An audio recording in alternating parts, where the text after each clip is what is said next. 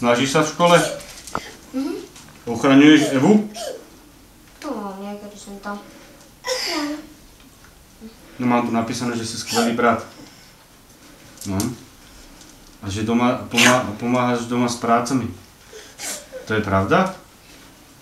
Hej? No za to ťa musím pochváliť. A to je za to jediné, ťa teraz nezeberú do pekla. Ale mám jednu podmienku. Básničku vieš?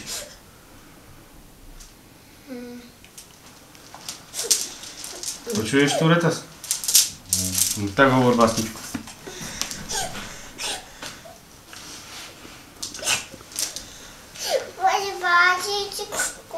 Pomôž Patrikovi. Nejakú.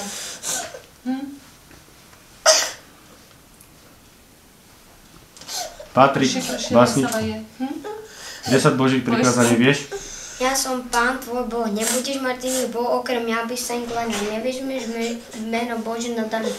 Pamätaj, že má svätý sviatočný dní, cti otca svojho i matku.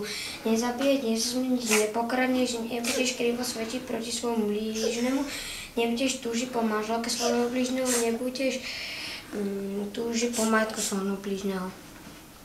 Dobre. Vidím, že si sa pripravoval. Poď sem na kolienko.